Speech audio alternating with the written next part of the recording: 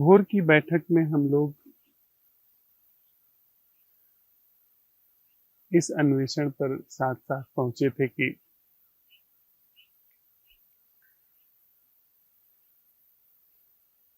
जागरण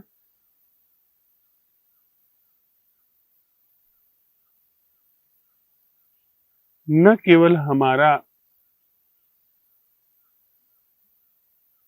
होना है मूल स्वभाव, हमारे होने से अर्थ मैं के होने से नहीं, जीवन के होने से, बल्कि जागरण समूचे अस्तित्व का स्वभाव है।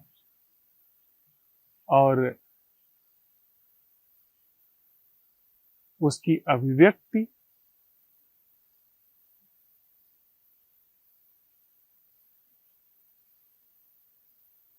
हमारे असंभव प्रश्न से जीवन में अवसर पाती है।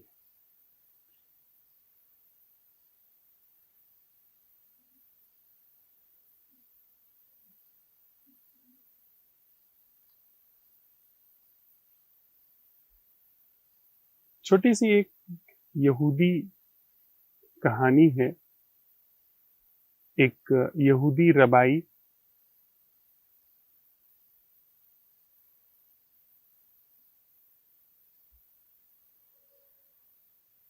को मुकदमे में खींचा गया।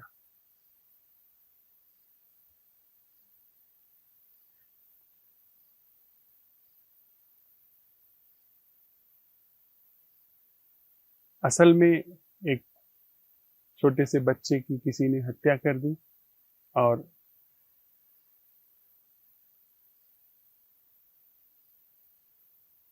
हम लोग थोड़ा इंतजार कर लें क्या? बारिश हमारी ध्यानशाला के दूसरे दिन की यह सांझ की बैठक है और हम लोग हल्की सी बूंदाबांदी के बीच में साथ साथ चलते हुए स्वयं को देखने की कला का अन्वेषण कर रहे हैं। इस बात अन्वेषण कर रहे हैं कि वह कला हमारे जीवन में लागू भी होती चल रही है, अर्थात हमारे जीवन का अन्वेषण अवलोकन भी होता चल रहा है। हम लोग हिमालय पर्वत के सामने एक बहुत सुंदर सी घाटी में नदी के किनारे छोटे से गांव में बैठे हुए हैं। हमारे पीछे धान के दूर तक फैले हुए सीढ़ीदार खेत हैं और पास में ही एक छोटी सी जलधारा बह रही है। जिस वृक्ष के नीचे बैठे हैं हम, ये जंगली बेरी का वृक्ष है, जिसके फल को पंछी बड़े चाव से खाते हैं।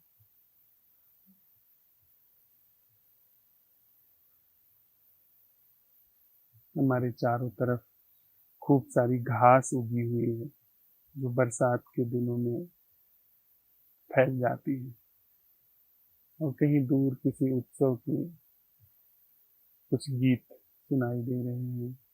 आसपास रह रह के पंछियों के गीत भी सुनाई दे रहे हैं और आकाश में न जाने कितने पंछी आते जाते दिखाई पड़ रहे हैं। यहाँ पर घास की बड़ी सौंधी और भीनी सी खुशबू है। भोर की बैठक में हम लोग साथ में इस अन्वेषण पर पहुंचे थे कि जागरण वह हमारे जीवन का स्वभाव ही है और हम जब इस जीवन के स्वभाव पर छाई हुई धुंध, जो सोच विचार की धुंध है या सोच विचार के द्वारा बने मैं की धुंध है, उसको असंभव प्रश्न की कीमिया से मिटा देते हैं, वह मिट जाती है, तो सहज रूप से जो यह हमारा शरीर है, हमारा यह जो मन है, हमारी यह जो अनुभूतियां हैं और यह हमारा जो जीवन है, इस पर उस जागरण की स्पष्ट रूप से गति पहुंच जाती है। यह मैं ही है, यह सोच विचार की धुंध ही है जो कि नैसर्गिक स्वभाव को, हमारे जागरण के स्वभाव को, जीवन के स्वभाव को दीवार बन करके रोके हुए है। और कोई वास्तविक दीवार भी नहीं, बस एक ऐसी दीवार जो कि बस ख्यालों की है।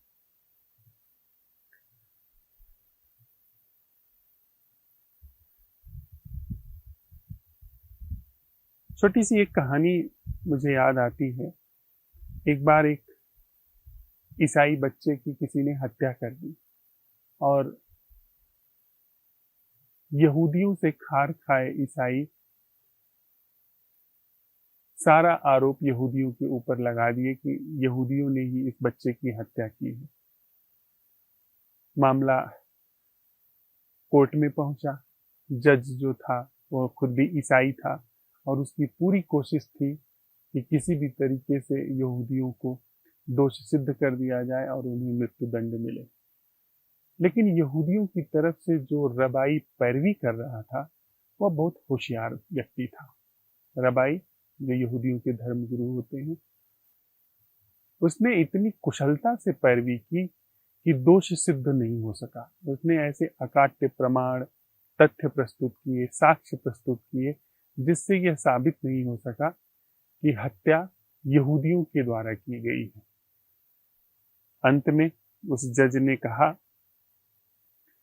कि ठीक है, हम लोग किसी निष्कर्ष पर नहीं पहुंच पा रहे हैं, तो यह पूरा मामला हम ईश्वर के ऊपर छोड़ देते हैं और उसी की मर्जी से कुछ निर्णय करते हैं।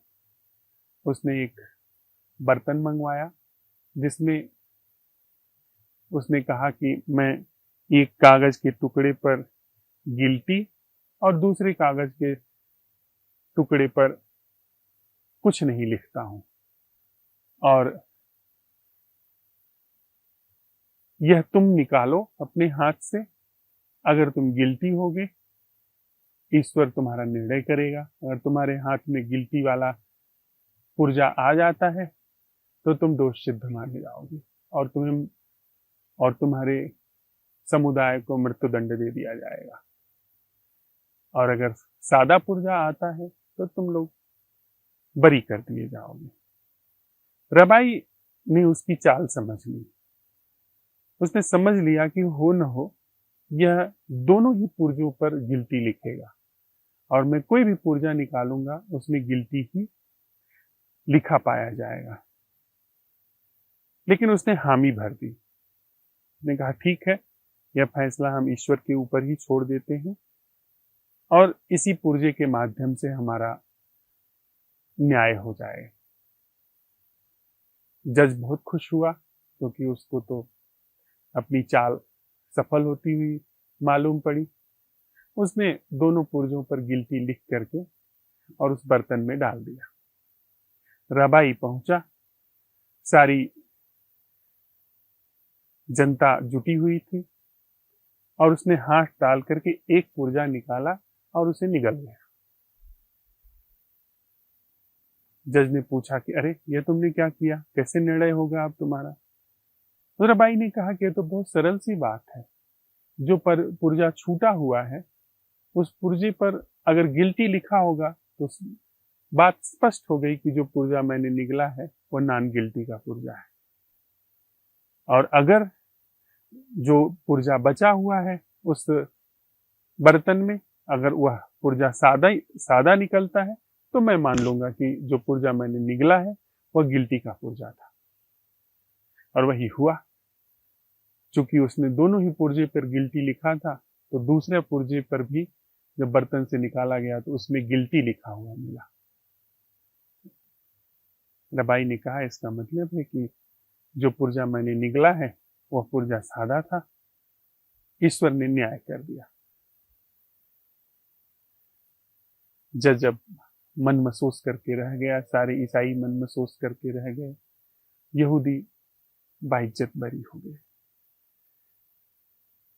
अगर देखा जाए तो असंभव प्रश्न की यह कीमिया, जो इंसान के जीवन की सबसे बड़ी चतुराई है, या सबसे बड़ा जो षड्यंत्र उसके जीवन में हुआ है, उस पर ठीक इसी तरीके से काम करती है।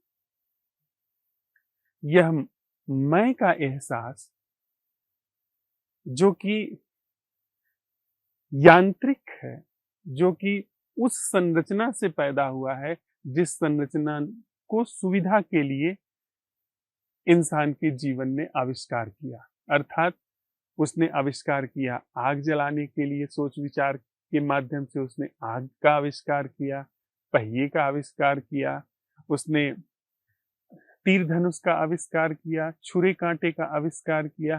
तो जिस माध्यम से, सोच विचार के माध्यम से, क्रमिक विकास के माध्यम से उसने इन सारी चीजों का आविष्कार किया, उसकी ही गलत गति, रॉन्ग टर्न, जो जीवन और संबंध के क्षेत्र में प्रवेश कर गया, वह एक तिलिस्म की तरह बैठ गया, माया की तरह बैठ गया। कहीं न कहीं कुछ ऐसा ही हुआ है लगभग। हम श्योर रूप से नहीं कह सकते हैं क्या हुआ है, लेकिन उसका अभी जब हम सत्यापन करते हैं तो उसकी स्थिति उस रबाई की होशियारी जैसी हम यहां पर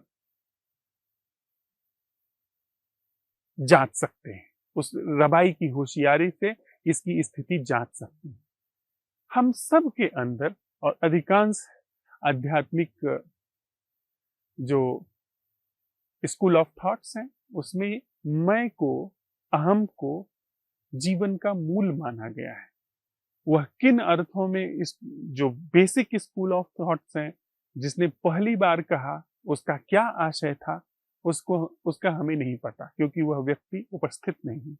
लेकिन उसकी जो परंपरा बनी कि मैं सभी सारे जीवन का मूल है, वह समझ में आता है कि अगर मैं सारे जीवन का मूल हूं तो सारे युद्धों का भी मैं मूल हूं, सारे विनाश का मूल हूं, सारे दुख संताप का मूल हूं, क्योंकि मेरे ही इर्द गिर्द ये सारी चीजें लिपट करके खड़ी होती हैं और सारी दुख की बेल मैं के ही वृक्ष पर चढ़ती है। यहां पर हमारा असंभव प्रश्न इस दावे पर कि मैं जीवन का मूल हूं, और उसने इस तरीके से खुद को बिठा करके रखा है कि जब आप कहते हैं कि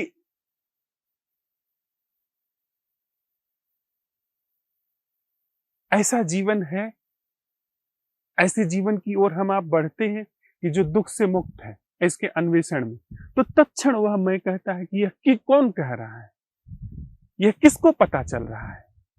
यानी उसने पुर्जों के पीछे पुर्जे लगा करके रखे, एक पुर्जे के पीछे दूसरा पुर्जा लगा करके रखा है, और हर बार वह कहता है कि यह कौन कह रहा है, मैं ही तो कह रहा हूं। वह हर स्थिति में, हर परिस्थिति में अपनी उपस्थिति को सिद्ध कर देना चाहता है, और उसके लिए उसने बड़े ही कुशल तरीके से सारे षड्यंत्र बना करके रखे। क्योंकि जैसे ही आप यह कहेंगे कि ऐसा जीवन संभव है, ऐसे जीवन को खोजा जाए जो कि दुख से मुक्त है, तो कहेंगे ये कौन कह रहा है। और आप कहते हैं कि यह ऐसा जीवन संभव है जो दुख से मुक्त है, तो यह कौन कह रहा है। ऐसा जागरण जो जागरण जीवन का स्वभाव है, तो वो कहेगा कि यह किसको पता चल रहा है कि जागरण जीवन का स्वभाव है। ऐसे ही कुछ इस तरीके से मैंने अपने को सिद्ध किया है। वो हर पुर्जे के पीछे रखे हैं कि जो भी पुर्जा आप निकालेंगे उसके पीछे दूसरा पुर्जा होगा जो कहेगा देखिए इस पुर्जे को मुझे ही तो पता चल रहा है। फिर उसको आप कहेंगे तो कहेगा देखिए इस पुर्जे का मुझे ही तो पता चल रहा है। तो उसने यह पूरा षड्यंत्र बिठा करके रखा है, और इस षड्यंत्र के माध्यम से लाखों सालों से या हजारों सालों से हमारे जीवन को गवर्न कर रहा है। यहां असंभव प्रश्न कैसे काम करता है। असंभव प्रश्न कहता है कि वह अटेंडिंग क्या है जो मैं नहीं कर रहा हूं। अर्थात उसने मैं की जो अटेंडिंग है उसको निगल लिया।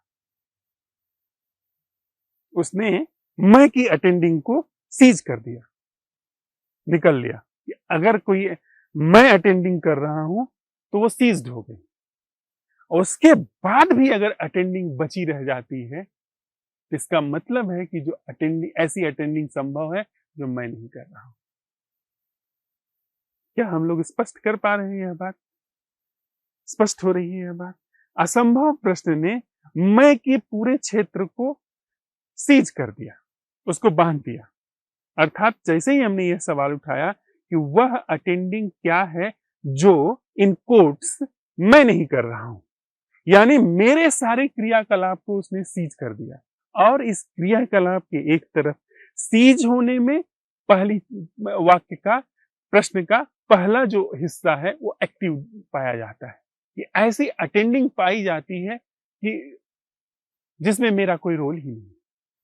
तो इसका मतलब कि यहां पर मैं का सारा षड्यंत्र इस असंभव प्रश्न के समक्ष भस्मीभूत हो जा रहा है। मैं की पूरी संरचना भस्मीभूत हो जा रही है। अर्थात ऐसा जीवन, ऐसी अटेंडिंग संभव है जो कि मैं नहीं कर रहा हूं, और पूरा का पूरा मुकदमा वहीं पे समाप्त हो गया। निर्दोष रूप से जीवन वहां पर उघड़ना शुरू हो गया। षड्यंत्र को अब कोई जगह नहीं है कि जीवन का कर्णधार मैं नहीं हूं, क्योंकि बिना मेरे किए वहां पर अटेंडिंग है, और अटेंडिंग सत्यापित करने के लिए किसी की जरूरत नहीं है। अटेंडिंग आत्म सत्यापित है, क्योंकि मैं कुछ भी नहीं कर रहा हूं पर अटेंडिंग वहां पर है। मैं मैंने मेरी कोई हरकत भी नहीं हो रही है पर वहां अटेंडिंग पाई जा रही है। बुद्धि देख ले रही है कि हाँ अटेंडिंग जैसी चीज तो है, रोए रोए में अटेंडिंग तो है। तो हुआ क्या? वह जो मैंने अब तक आधिपत्य जीवन पर बनाया हुआ था, ठीक उसी चीज को एक तरफ मिटा करके, सरका करके, ऑर्गेनिक अवेयरनेस जो जीवन का स्वभाव है उसको इस पूरे जीवन की अभिव्यक्ति में अवसर मिल गया। मैं जीवन की यह व्यक्ति, यह जो जीवन है वह जीवन की एक अभिव्यक्ति है। हम सब लोग जीवन की अभिव्यक्ति हैं। और इस जीवन की अभिव्यक्ति में असंभव प्रश्न ने जब जो झूठ का पूरा साम्राज्य था उसको सरका दिया, तो जो जीवन का मूल स्वभाव है वह एकदम मुखरित होकर के बाह्य स्थल तक प्रकाशित होने लगा। यानी देह पर भी आप पाएंगे कि जागरण है, देह जागी हुई है, मन जागा हुआ है, सोच विचार चल रहे हैं तो वो जागरण में चल रहे हैं, अगर चल रहे हैं, सारी अनुभूतियां जागरण में चल रही हैं। अब यहां एक तथ्य और प्रकाश में आता है जो हम लोग साथ में चलते हुए उसको अन्वेषण करते चले। अब तक हमें ऐसा पता था कि जीवन का जो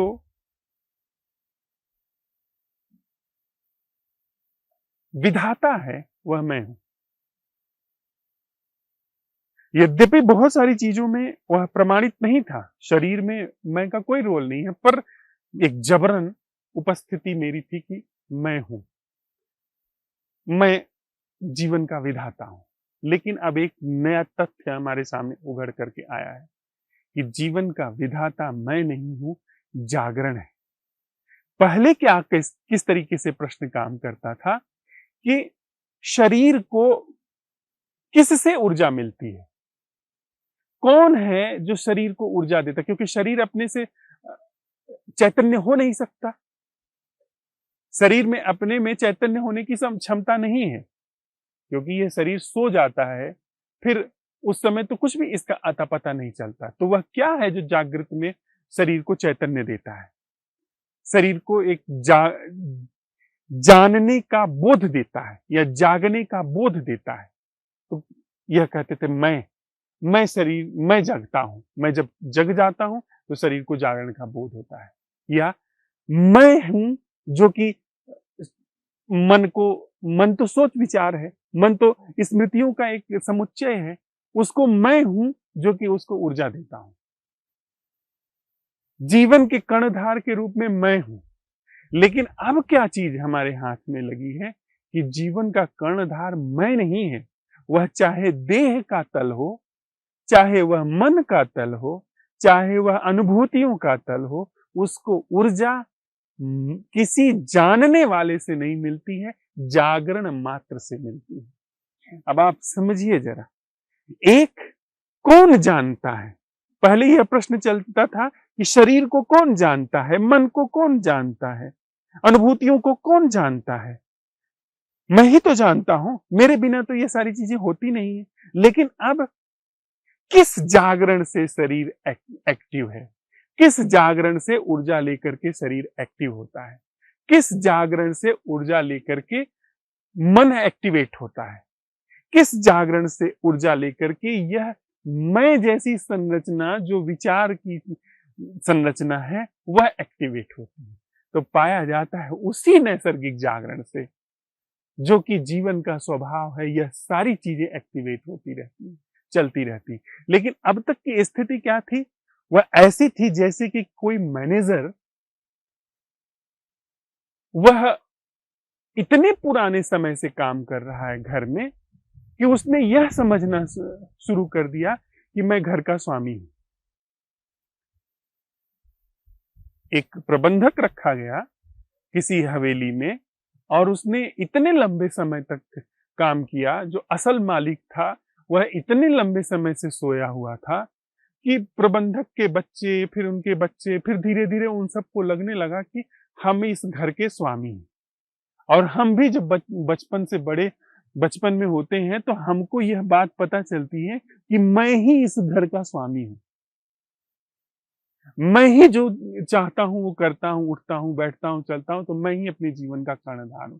लेकिन हमारे अन्वेषण में, जो कि हमने कुछ किसी शास्त्र का अनुगमन नहीं किया, किसी बात को न तो माना न तो खारिज किया, किसी शिक्षा का अनुसरण नहीं किया, हमने साथ में अन्वेषण किया है और यह उद्घाटन होकर के आया है, हमारे सम्मुख आया है कि अब वह जो नैसर्गिक जागरण है वह असल मालिक है। यह मैं असल मालिक नहीं।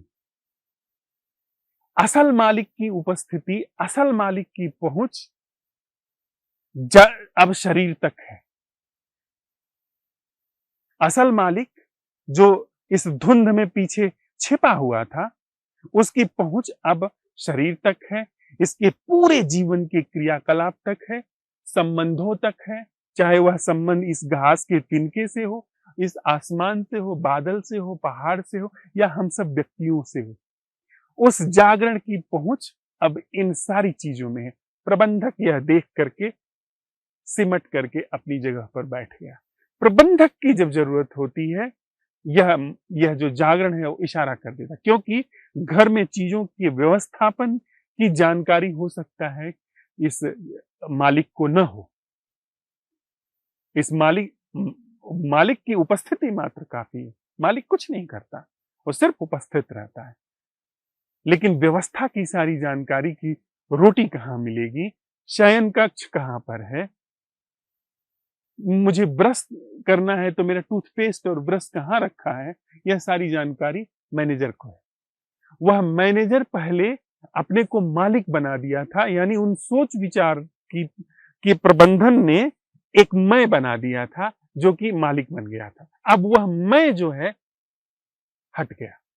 अब यहां पर सिर्फ प्रबंधन का, यानी सोच विचार की उस संस्था का, उस टूल्स का जब जरूरत होता है जागरण उपयोग कर लेता है।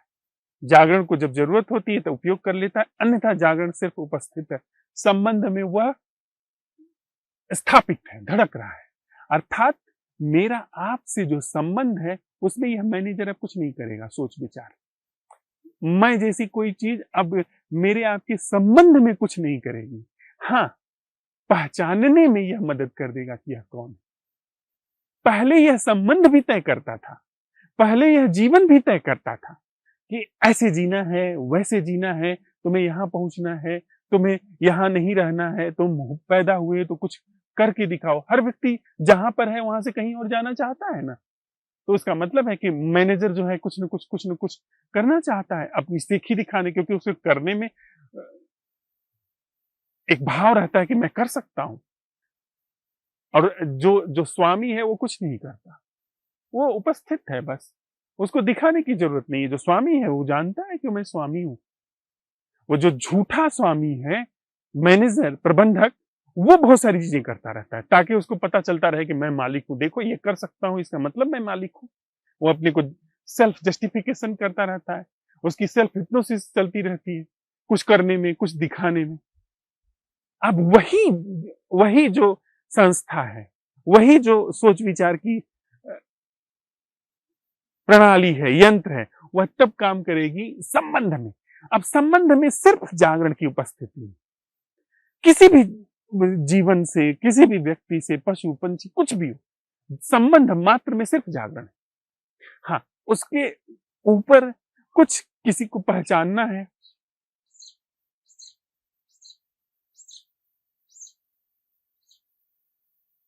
पहचानना है कि यह व्यक्ति प्लम्बर का काम करता है, घर में कुछ खराबी हो गई, तो फिर मैनेजर बताओ कौन प्लम्बर का काम करता है। लेकिन जब तक जरूरत नहीं है प्लम्बर की, तब तक संबंध सिर्फ जागरण है, सिर्फ जागरण। जीवन में कहां पर सब्जी कहां मिलती है, लाना है, सब्जी कहां मिलती है वो बताएगा।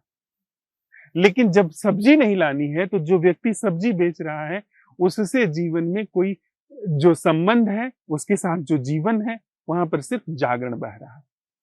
यह चीज हमारे अन्वेषण में अब आई, यह चीज हमारे अन्वेषण में उघड़ करके, स्पष्ट होकर के आई है। अर्थात एक और भी बात जो बड़ी महत्वपूर्ण है, वो हम सब लोग साझा कर लें, सत्यापित कर लें कि क्यों यह जो नैसर्गिक जागरण है, यह किस आधार पे यह जीवन का आधार है। कैसे आपने माना कि यह जीवन का आधार है? असंभव प्रश्न इसका लिटमस टेस्ट करता है। इम्पॉसिबल क्वेश्चनिंग की जो कीमिया है, इसका सत्यापन करता है। कैसे? मैं यह सवाल उठाता हूं कि क्या कोई अटेंडिंग, उपस्थिति ऐसी है जिसमें मेरी कोई भूमिका नहीं और मैं अपने दायरे में सीज हो जाता हूं इस असंभव प्रश्न से। मैं की पूरी क्रियाकलाप, मैं का पूरा स्वरूप वो सीज हो गया अपनी जगह पे, लेकिन जागरण पाया जा रहा है। सत्यापित हो गया कि मैं जीवन का आधार नहीं। ठीक, अब आप जागरण को सत्यापित करिए। अब आप जागरण को सत्यापित करिए, इसी प्रश्न से जागरण को सत्यापित करिए। देखिए क्या हाथ में लगता है। वह जागरण क्या है जिसमें जागरण की कोई भूमिका नहीं। जैसे वह जीना क्या है जिसमें मैं की कोई भूमिका नहीं। वह जीना क्या है जिसमें जागरण की कोई भूमिका नहीं। आप पाओगे कि जागरण ही वहां पर मिलेगा। कितने भी सवाल उठाओ, आपको सिर्फ जागरण मिलेगा। जबकि मैं के संदर्भ में यह बात नहीं सही हुई। मैं के संदर्भ में जैसे ही यह प्रश्न उठाया गया, वहां जागरण पाया गया। लेकिन जागरण के संबंध में जितना प्रश्न उठाया जाएगा, वहां सिर्फ जागरण पाया जाएगा। कितना भी आप असंभव प्रश्न उठाइए, वहां पर सिर्फ जागरण पाया जाएगा। हर प्रश्न के बाद जागरण ही मिलेगा।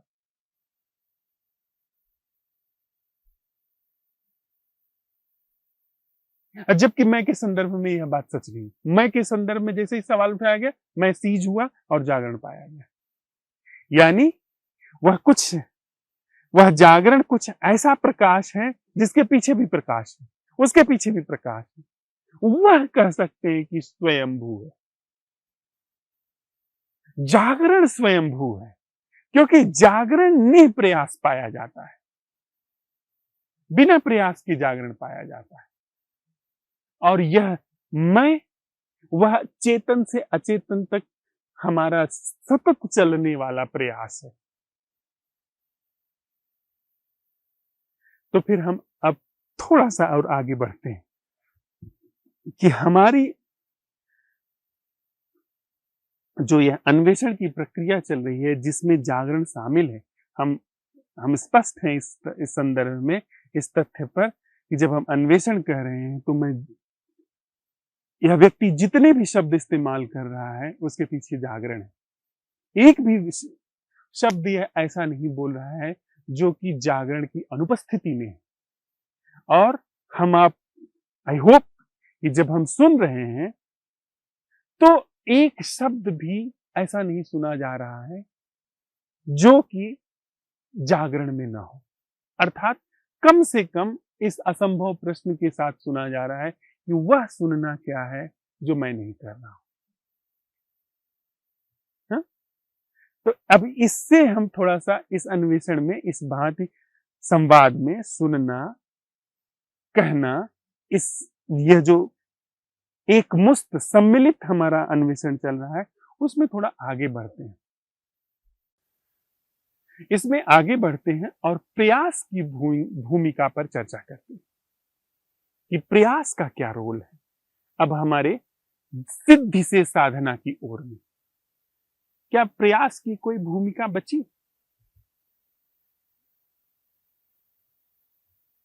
पहले हम प्रयास करते थे जागरण का, पहले हम खुद को देखने का प्रयास करते थे, खुद को हम जाग करके देखने का प्रयास करते थे कि मैं कैसे चलता हूं, कैसे हंसता हूं, कैसे बात करता हूं, उसमें हमारा प्रयास था। लेकिन अब क्या है? क्या प्रयास है? इस तथ्य के उद्घाटन में, इस असंभव प्रश्न के साथ हुए सत्यापन में कि जागरण पाया जा रहा है, हम जब असंभव प्रश्न उठा रहे हैं।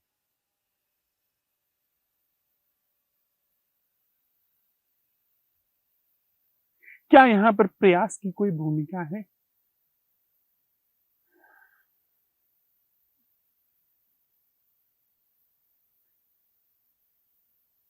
या निःप्रयास अब जगह ले रहा है? प्रयास छट करके गिर रहा है।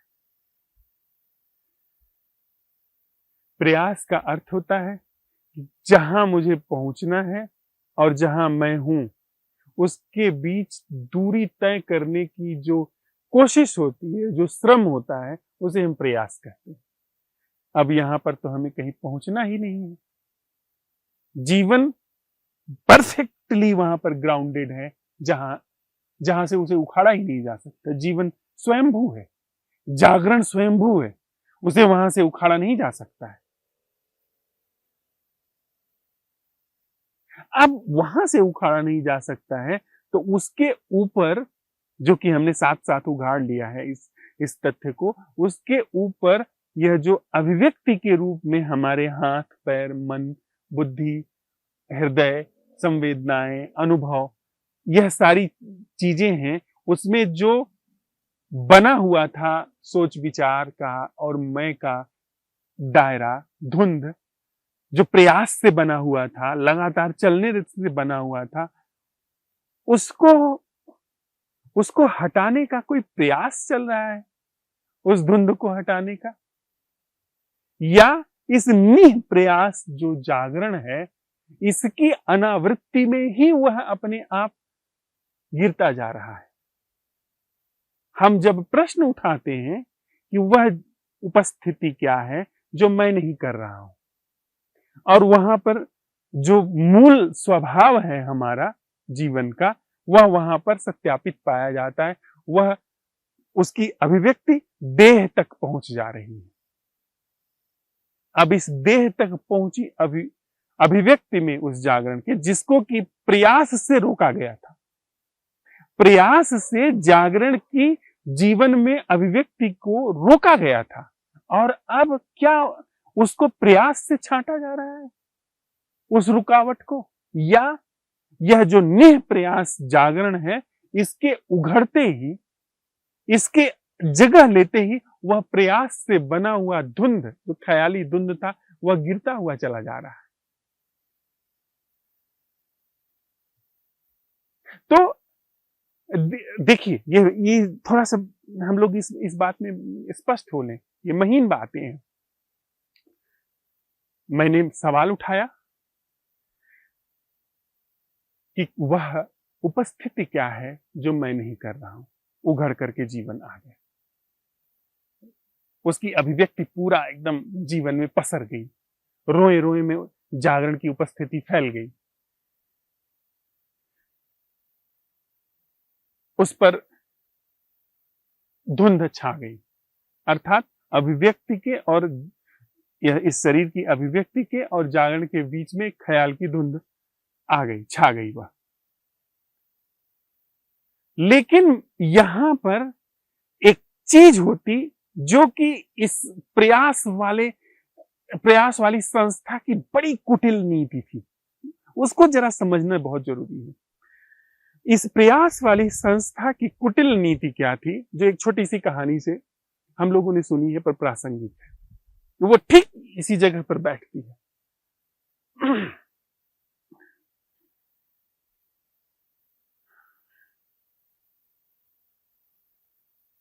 शैतान और उसका साथी दोनों एक जगह बैठे हुए हैं और वो एक व्यक्ति को जाते हुए देखते हैं। वह व्यक्ति रास्ते में अचानक झुकता है और कोई चीज उठाता है।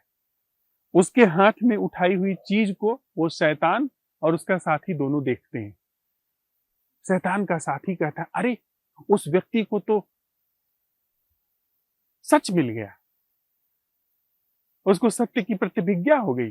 शैतान भी घबराता है, अरे सच मिल गया, इसका मतलब मेरा अस्तित्व खतरे में है।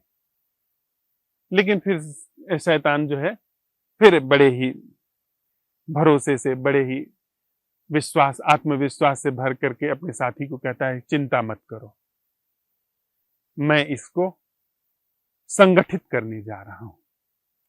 इसको यह जो सच मिला है, इस सच को मैं ऑर्गेनाइज करने जा रहा हूं।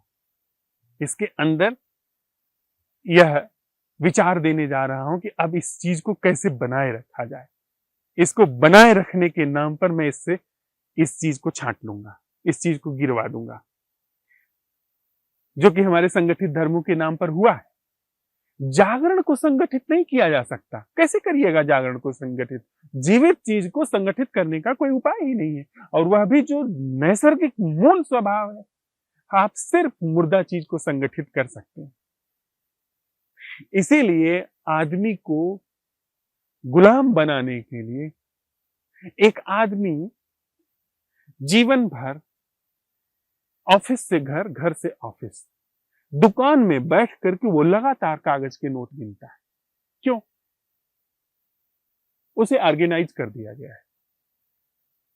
वह जीवन जो अशेष फैलता, जो असाधारण नृत्य और गीत में उतर करके आता, वह क्यों एक सड़ी हुई काठ की पेटी के सामने बैठा हुआ है, या तथाकथित मॉल में या 5 स्टार ऑफिस में बैठा हुआ है? क्यों?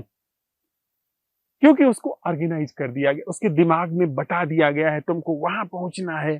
सोचो तुम सीईओ बन जाओगे तो कैसे सब लोग तुमको देखेंगे, तुम्हारी कार, तुम्हारा रुपया, तुम्हारा ऐशो आराम, वो सब उसके दिमाग में डाल दिया गया है। तो कौन सी चीजें डाली गई जो अवास्तविक थी?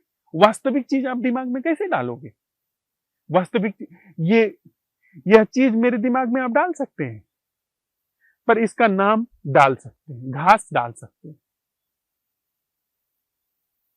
तो अवास्तविक चीज से संस्कारित कर दिया गया। आप जिस बिल्डिंग का स्वामी मुकेश अंबानी है, वो बिल्डिंग उसकी खोपड़ी में जा सकती है, अंटालिया, पर इंटेलिया का ख्याल उसके दिमाग में जा सकता है। वो स्वामी है, वो रिलायंस का स्वामी है। रिलायंस का र भी नहीं जा सकता उसकी खोपड़ी में, र का भी वो स्वामी नहीं हो सकता है, पर पूरा लाखों करोड़ों एम्प्लॉइज की जो बड़ी विराट कंपनी है, उसका वह स्वामी है। यह धरती, यह पूरा आकाश, जिसका यह पूरा भूभाग, यह किसी सम्राट की खोपड़ी में जा सकता है, प्रधानमंत्री की खोपड़ी में जा सकता है। ब्रिटेन के सम्राट, ब्रिटेन की साम्राज्य की खोपड़ी में उनके भीतर वह पूरा बर्मिंघम पैलेस जा सकता है, या वो कोहिनूर हीरा जा सकता है? नहीं जा सकता, लेकिन कोहिनूर नाम जा सकता है, बर्मिंघम पैलेस नाम जा सकता है। उससे वो ऑर्गेनाइज कर दिया, उससे वो बिल्कुल संगठित कर दिया। तो यही शैतान प्रवेश करता है, यही मन अंतिम चाल चलता है कि कितनी असाधारण चीज तुमने खोज ली, जागरण। अरे इसी की तो चर्चा उपनिषद करता था, जो तुमने सुना हुआ था। इसी की चर्चा तो बार बार कृष्णमूर्ति करते थे, जो तुमने सुना था। क ख ग करते थे। इसी की चर्चा तो धम्मपद करता है, बुद्ध करते थे, कबीर करते हैं। यही तो वह जागरण है। अरे असाधारण चीज मिली, अब इसको कंटिन्यू करते हैं, इसको बना करके रखते हैं। अब इस जागरण को बनाए रखो। इसका मतलब जागरण की जो वास्तविक चीज थी, उस वास्तविक चीज की जगह जागरण शब्द ले आया। वो जागरण की वह जो किरण, जागरण की वह जो ऊर्जा, जो निर्बाध उसके जीवन में फ्लो बह गया था असंभव प्रश्न से, नैसर्गिक जागरण से, उस जगह पर जागरण शब्द वह लेकर के आया। देखा, यह जो चीज, वह जो वास्तविक चीज है जिसका नाम जागरण है, वो तो मतलब वो जीवंत है, लेकिन जागरण शब्द वो मुर्दा है। यह जो चीज है यह जीवंत है, इसको छू सकता हूं मैं, लेकिन घास शब्द निर्जीव है। उसने कैसे झांसा दिया कि अब इस जागरण को कंटिन्यू बनाते हैं, इस जागरण को फैलाते हैं, लोगों तक पहुंचाते हैं, बताते हैं, इसको ऑर्गेनाइज करते हैं, और झांसे में आ जाते हैं।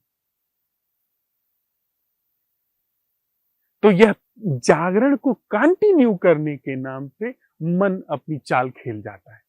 वह ठीक उसी चीज के नाम पर चाल खेलता है जो चीज वहां पर है, उसके ऑर्गेनाइजेशन के नाम पे, उसको सुचारू रूप से बनाए रखने के नाम पे, उसकी व्यवस्था के नाम के, उसके प्रबंधन के नाम पर वह आकर के खड़ा हो जाता है कि हम आपकी चीज का हम प्रबंधन करते हैं, यह बनी रहेगी। देखिए ना कितनी असाधारण चीज। देखिए इस समय आपको कोई दुख नहीं है, अब आप चाहते हैं कि जीवन में दुख न रहे, अब वो जीवन को दिखा रहा है जो कि है ही नहीं, वो जीवन का एक सपना दिखा रहा है। देखिए अभी तक आप कितने दुखी थे, आगे भी दुखी हो सकते हैं, तो ये जो चीज आपको मिली है इसको मैं बनाए रखूंगा, मैं प्रयास करूंगा। अब तुम चिंता छोड़ दो, तुमने खोज लिया, तुम्हारा रोल खत्म हो गया, अब मुझे करने दो, मैं जागरण को बनाए रखूंगा।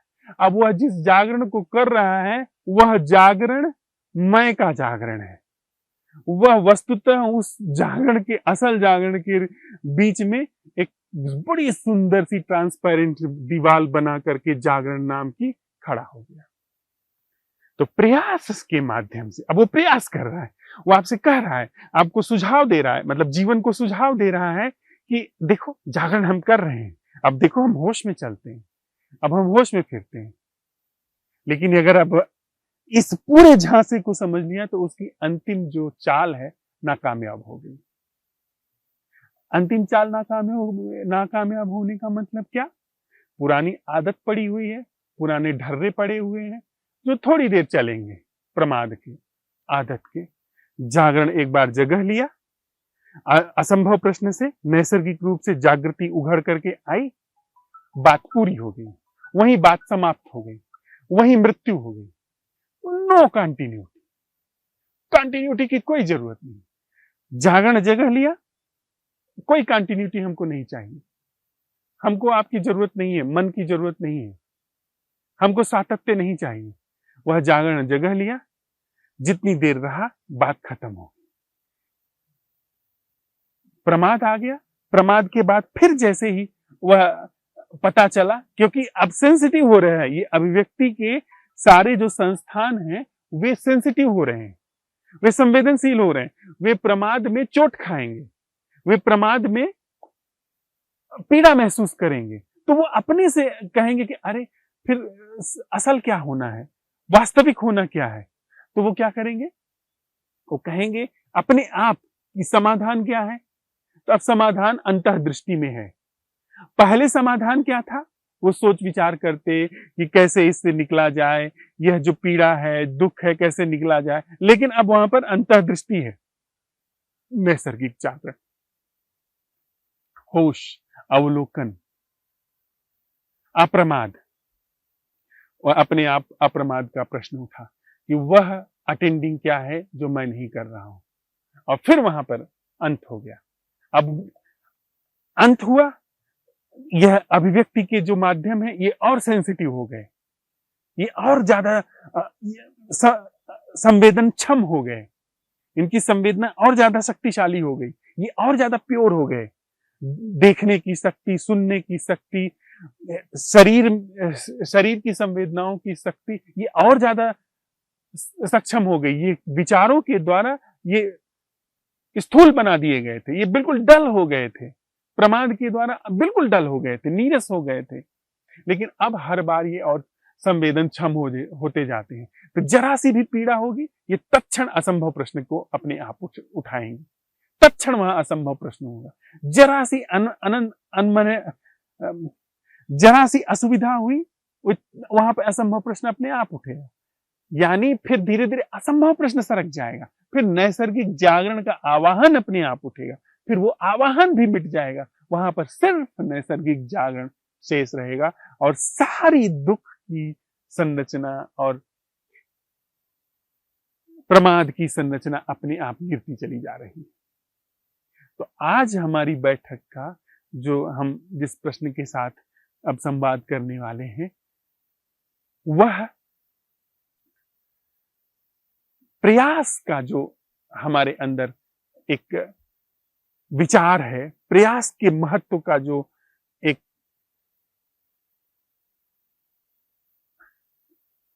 उपाय है कि हमने प्रयास से सब कुछ पाया है, यहां पर प्रयास से खोती है चीजें, प्रयास से तिलिस्म में जाती है। प्रयास वह करता है जो कि निरंतरता, जो कल का प्रश्न हमारा था, निरंतरता में प्रयास चलता है। अब यहां प्रयास का कोई रोल नहीं है, यहां सिर्फ असहजता है, दुख है और असंभव प्रश्न। दुख है, दुख के प्रति जागरण है और असंभव प्रश्न से नैसर्गिक जागरण का आह्वान। बस प्रयास का कोई रोल नहीं। जब दुख हुआ, उसका पता चला, वहां पर असंभव प्रश्न उठा। अगली बार के दुख की चिंता वो अगली बार जो व्यक्ति दुख में रहेगा वो करेगा। अगले क्षण में, इस क्षण में जो यह व्यक्ति है, यह इस क्षण के दुख के लिए असंभव प्रश्न का आवाहन किया। अगले क्षण में जो व्यक्ति होगा वो उसकी वो जाने। यह व्यक्ति अगले क्षण तक नहीं जा रहा है, यह व्यक्ति यही इसी के साथ समाप्त हो जा रहा है असंभव प्रश्न के, और वह नैसर्गिक जागृति को जीवन के रूप में अवसर दे जा रहा है। तो यहां प्रयास, जब यह व्यक्ति ही वहां पर नहीं जा रहा है तो इसका प्रयास कैसे जाएगा? जब व्यक्ति ही नहीं है तो प्रयास कैसे जाएगा? आप समझ रहे हैं? अगले क्षण वाले दुख के लिए, अगर कोई अगले क्षण में दुख है तो यह व्यक्ति ही अगले क्षण में नहीं जा रहा है, तो इसमें प्रयास कैसे इसका आगे जाएगा? तो इसलिए प्रयास की कोई भूमिका नहीं इस अन्वेषण में, इस अवलोकन में। प्रयास की सारी भूमिका का अपने आप अवसान हो गया। तो आज हम लोग इस प्रश्न के साथ रहते हैं, रात्रि में भी रहते हैं, और अगर कुछ प्रश्न आता है तो हम लोग संवाद भी कर लेते हैं कि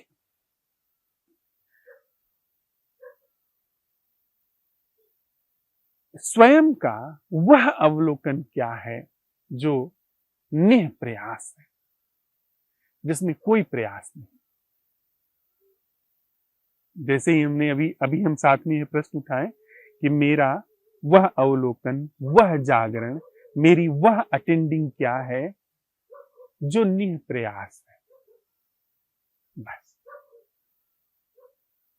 निह प्रयास की अटेंडिंग का प्रयास में सातत्य नहीं हो सकता। अर्थात इस क्षण उठाया निह प्रयास अटेंडिंग क्या है और पाया कि बिना प्रयास किए अटेंडिंग घट रही है, बात खत्म। अब ये इस निह प्रयास की अटेंडिंग को प्रयास के द्वारा बरकरार रखने जैसी कोई चीज नहीं। यह अटेंडिंग जब भी घटेगी निःप्रयास घटेगी।